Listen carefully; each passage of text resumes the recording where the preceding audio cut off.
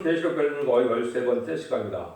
오늘 계시록 5장을 통하여 인권 인술에 대해서 인을 뗄 자격과 조건에 대해서 인의 권세에 대해서 변론해 보도록 하겠습니다.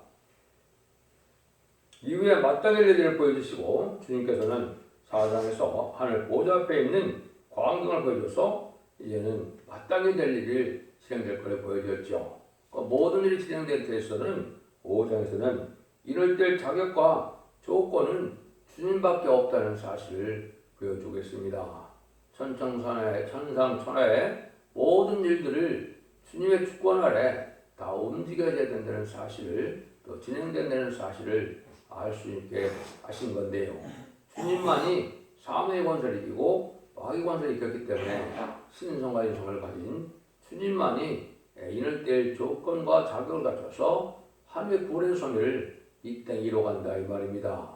하나님께서는 세상을 심판하기 위한 목적이 아니고 구원을 이루기 위한 목적이니까 구원의 역사가 어떻게 또한 진행되느냐가 중요하겠죠. 진리 앞에 순종하지 않는 자들은 망할 수밖에 없지만은 진리 앞에 순종하는 자들은 이제는 하나님께서 복을 받기를 원하는 것이 하나님의 섭리고 하나님의 뜻이다 이렇게 볼 수가 있죠. 그래서 이것은 이제 하나님의 일을 진행하는 데 있어서 이제 계시록 2장 26절에서 28절처럼 주님 대행자 된 종이 또 이제는 이사야 59장 16절처럼 하나님의 대행자 된 종이 인간적으로 인의 권세를 받아서 전삼년 만에 인천하는 역사로 진행함으로 하나님의 섭리가 또한 이루어질 것을 우리가 알아야 됩니다.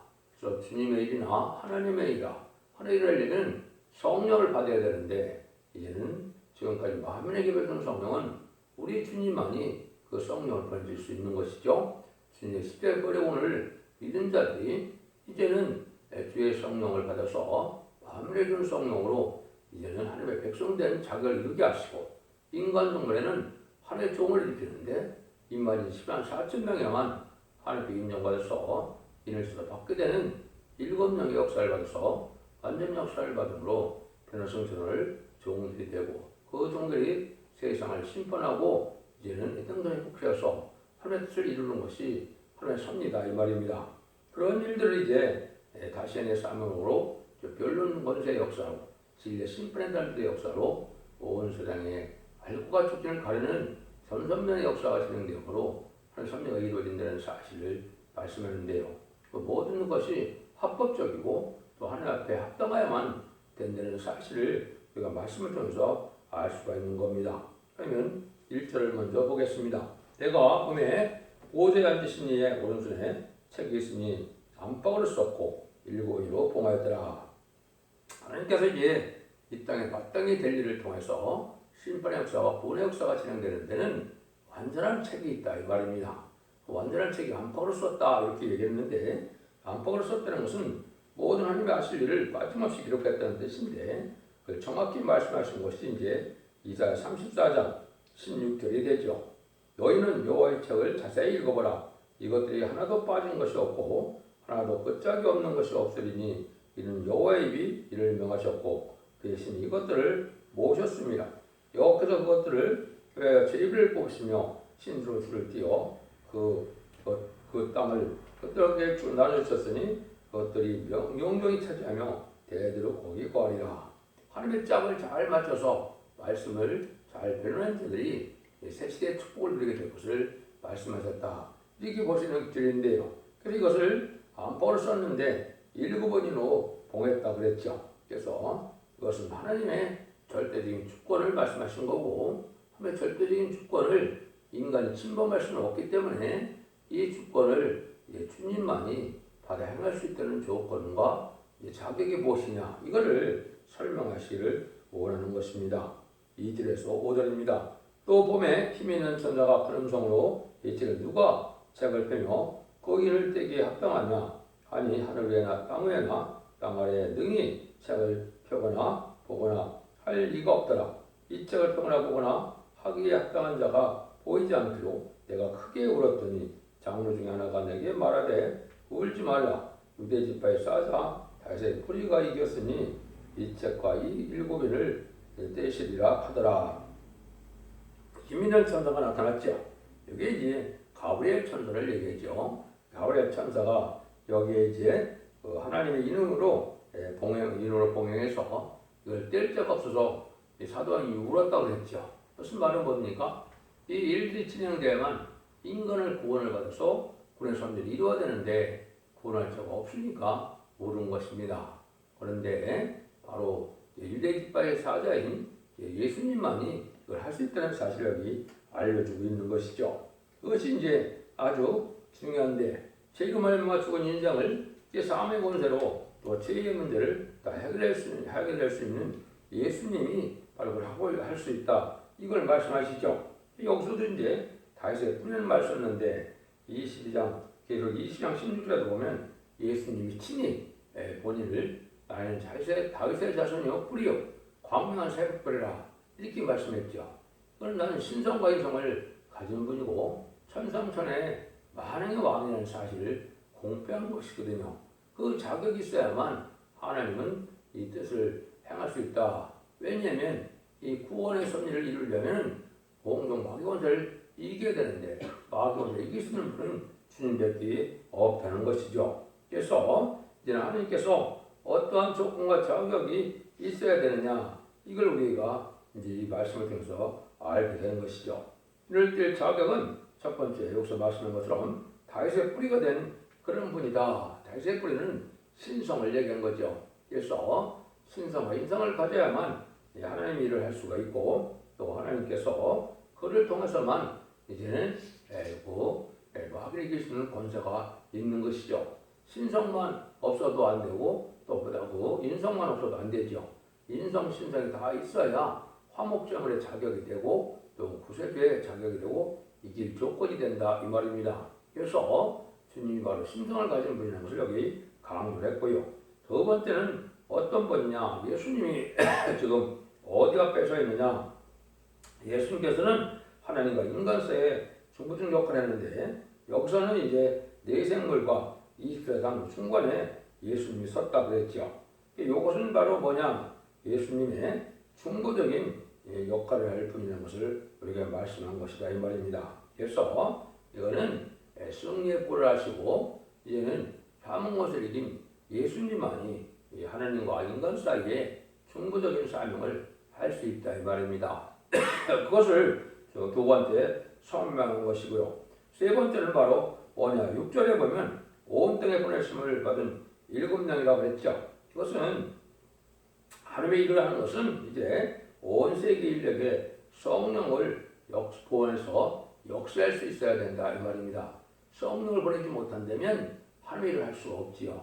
그래서 만민의 일을 성령을 보내서 그 성령을 바꾸는 것이 하나님의 백성된 자격을 이루는 일인데 이것은 오직 예수님만 하실 수 있다 이 말입니다. 그래서 기독교에서 성령을 받지 못해서 중생을 받지 못했다면 하나님의 백성이 아니고 구원받은 백성이 아닌 것입니다. 그래서 반드시 기독교에서는 성령의 역사가 있어야만 의미가 있는 것이 되고 또 하늘의 역사를 받을 수 있는 또 구원을 받을 수 있는 것이다 이렇게 볼 수 있는 겁니다. 이렇게 이제 세 가지를 설명하고 이럴 때 조건은 또 어떤 조건을 가지고 있어야 되느냐 이걸 얘기했죠. 그래서 악마의 세력을 없이 할 수 있는 조건은 십자가 승리를 얘기했는데 그래서 5절에 이겼다 그랬죠. 그래서 일찍 죽임을 당했다. 이거는 예수님 십자가의 뿌리 공로로 만왕의 왕의 자격을 가진 분임을 알게 하신 것이죠. 그래서 이길 수 있는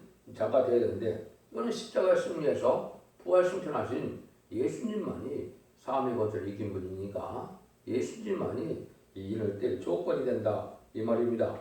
두 번째는 이제 6절에서 보면 7뿔과 7영과 온 땅에 보내심을 받은 7영이라고 그랬죠. 그래서 하나님은 주님은 모든 권세 능력이 있고 또 7영을 보낼 수 있는 분이 되고 또 7영이다 이렇게 얘기한 것은 이제 완전한 하나님의 신의 역사를 성령의 역사를 줄 수 있는 분이다 이 말이죠. 그래서 각 사람의 중심 속에 있는 마귀의 세력을 없애하고 성령을 받아서 성령의 전이 되게 해서 하나님 백성 삼는 일을 하는데 이렇게 할 수 있는 분이 바로 조건이 된다 이 말이죠. 그래서 성령을 보내서 역사할 수 있는 종은 그런 분은 예수님밖에 없다 이걸 얘기한 겁니다. 근데 이거는 또 시기가 맞아야 된다 이 말입니다. 하나님의 섭리는 모든 것이 때가 있고 시기가 있는 거기 때문에 짝을 맞춰서 크게 맞지 않으면 하나님의 말씀의 능력이 나타나지 않는 것이죠. 여기 이제 보면 뭐라 했습니까? 9절에 가서 보면 피로서 하나님께 드리시고 이렇게 얘기를 했어요. 이거는 이제 예수님이 이제 대제사장으로 이 땅에 오셨는데 예수님만이 모든 민족과 백성을 피로 사서 하나님께 드렸다 이 말입니다. 피로 샀다는 게 뭡니까? 죄악으로 이제 인간들이 마귀의 세력으로 마귀의 종으로 팔린 거죠. 그 팔린 것을 십자가의 뿌려움으로 다시 샀다 이 말입니다. 이것이 이제 은혜 시대의 2000년의 역사를 지금 말씀하신 건데 이렇게 돼야만 하나님의 백성이 돼야만 이제는 하나님의 시민을 가져야만 하나님의 종도 될 수 있고 하나님의 또 사명을 받을 수 있는 조건이 된다 이 말입니다.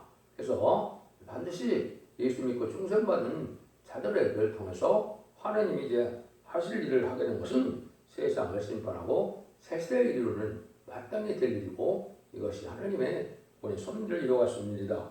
이렇게 볼 수 있는데 이러한 모든 일들을 끝을 맺을 수 있는 시기가 됐을 때 이러한 일들이 벌어지는데 이것이 이를 때 조건과 자격을 갖춘 예수님이 정한 때가 돼서 이걸 이루는 시대가 온 것이고 이런 시대가 왔다는 것 자체가 이 말씀을 여러분들이 완전면으로 듣게 되고 모든 이혼이 성취되고 특별히 계시록이 성취돼서 이제 마지막 한일의 역사가 남겨지는 그런 시점에 있는데 본의 섭리를 이룰 수는 전선전의 역사를 종의 역사가 지금 중요한 때다 이렇게 볼 수가 있습니다.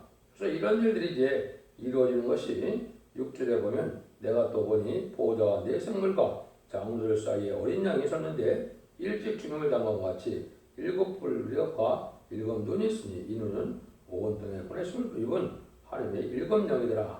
이게 이제 아까 설명한 것처럼 네 생물과 장로들 사이에 중부적인 역사로 예수님이 그 자를 가지신 분이 하나님의 역사를 한 것을 말씀을 드렸죠. 그래서 모든 것을 다 통틀어서 실수가 없게 완전 역사를 할 수 있는 7영을 또 보낼 수 있는 본이라는 것을 여기에 말씀하셨다. 이렇게 볼 수 있습니다. 7절입니다. 어린 양이 나와서 보좌 앞에 앉으신 영으로 줘서 책을 쥐하시니라.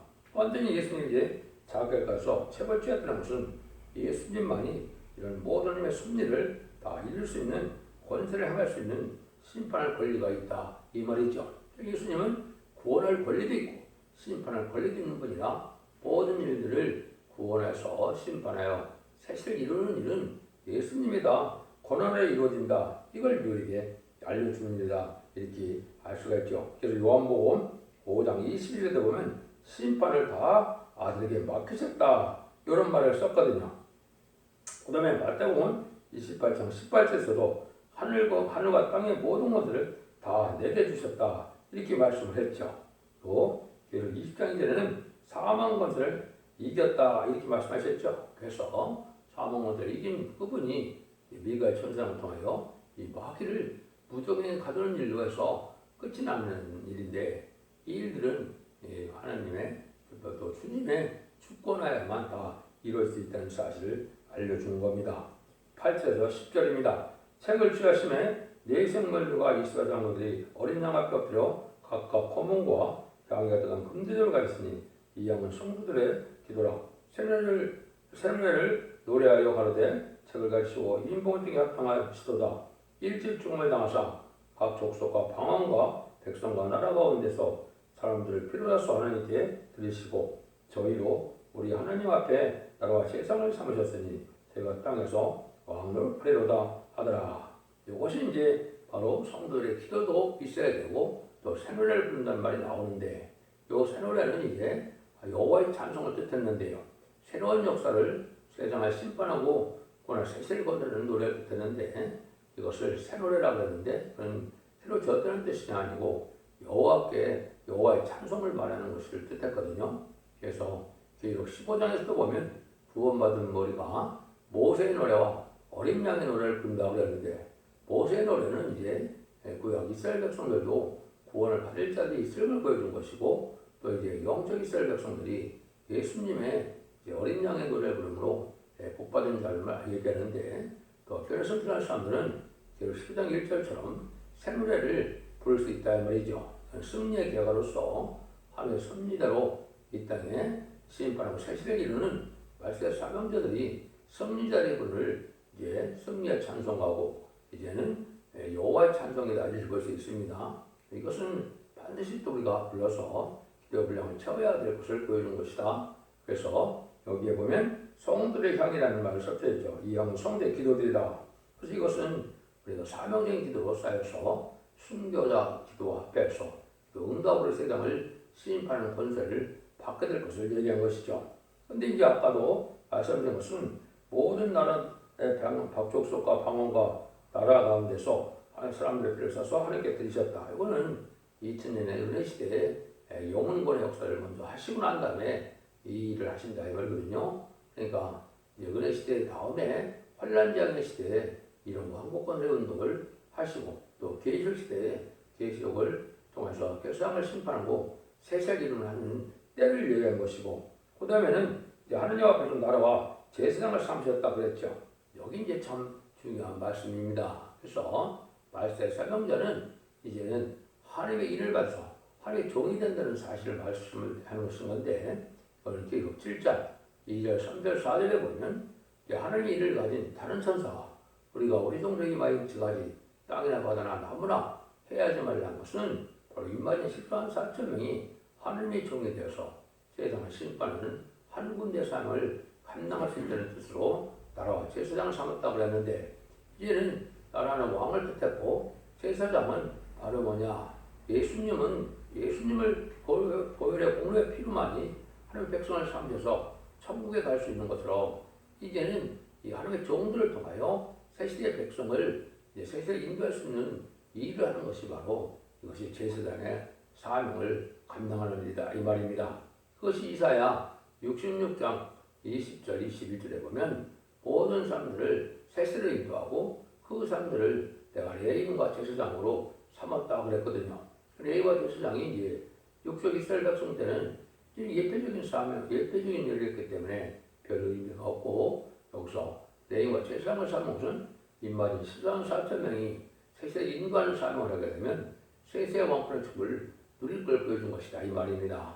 이것이 아주 중요한 의미를 가지고 있다 이렇게 보셔야 되는데 그 일들을 여기 이제 설명을 하신 겁니다. 그러니까 이런 일들이 이제 하나님께서 하시고자 하는 하나님의 법대로 역사하시는 하나님의 하시는 일을 우리에게 보여줬다 이렇게 볼 수 있는 것이죠. 그래서 하나님의 정한 때가 되면 이제는 이렇게 계시록대로 모든 일을 진행하셔서 하나님의 섭리를 이루어서 세시를 이름으로 하나님께 복을 받게 하시는 것이 하나님의 뜻이다. 그렇게 이제 보시면 되겠죠. 11절 12절입니다. 때가 또 들음에 보호자와 성도들과 장로들을 비롯한 많은 천사의 음성이 있으니 그 수가 만만이요 천천이라.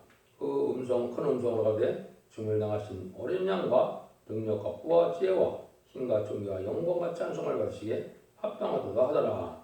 그래서 모든 일들이 아담의 본대로 죽을 수밖에 없는 인간들을 모든 살려서 모든 새시대의 축복을 누리는 것은 예수님의 승리로만이 가능한 일이기 때문에 천사들이 예수님을 찬송하는 것이죠. 그래서 예수님만이 모든 걸 하셔서 영광과 존귀와 능력을 받으시기 합당하다 이런 말씀을 한 것이죠. 그래서 하나님의 역사가 이제는 예수님의 필요한 백성들을 통하여 역사가 일어나고 모든 주권적인 역사도 예수님의 권세에서 그 역사가 마무리돼서 세상의 성전나라가 이루어지고 그리스도의 나라가 이루는 것은 예수님의 공로다 이렇게 지금 찬송을 한다 보면 되겠죠. 13절입니다. 때가 또 들으니 하늘에와 땅위에와 땅 아래와 바다 위에 또 그 가운데 모든 만물이 가로되 보좌에 앉으시니와 어린 양에게 찬송과 존귀와 영광과 능력을 세세토록 돌리자다. 모든 만물이 이제 하나님과 어린 양인 예수님에게 영광을 돌린다 이 말이죠.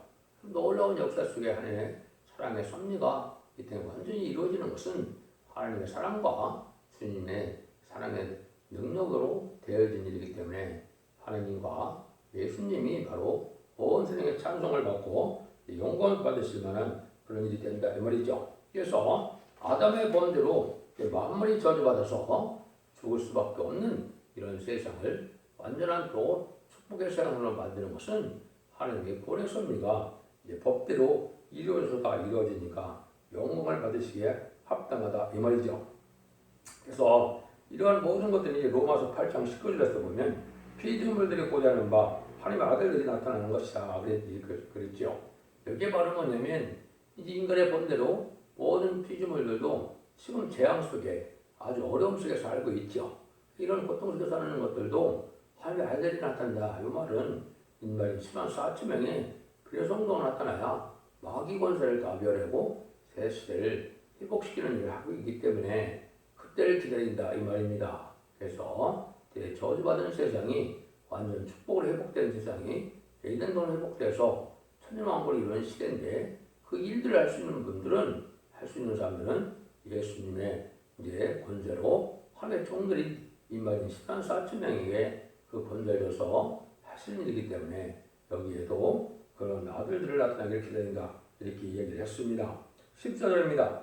네 생물과 가로되 네 생물이 가로되 아멘하고 장로는 엎드려 경배하더라. 그래서 이 네 생물과 이스라엘들이 이제 함께 영광을 드리는데 이런 일들은 하나님의 섭리를 이루어가는 세계의 기관이 있다는 것을 사정에 보여줬다 그랬죠. 그래서 하나님이 하시는 일은 이제 하나님의 주권적인 기관인 네 생물이 하고 성도의 주권기관인 23로 자장로가 하고 또 하나님의 완전한 영인 7명으로 성령으로서 이 세상을 하나님의 섭리대로 상을 입게 되는데 그래서 영광을 돌리게 된다 이 말입니다. 그래서 아무래도 이제는 악한 자의 지배를 받지 않고 자유로워서 하나님의 사랑대로 이 세상이 되었기 때문에 다 찬송을 드린다 이렇게 보시면 됩니다.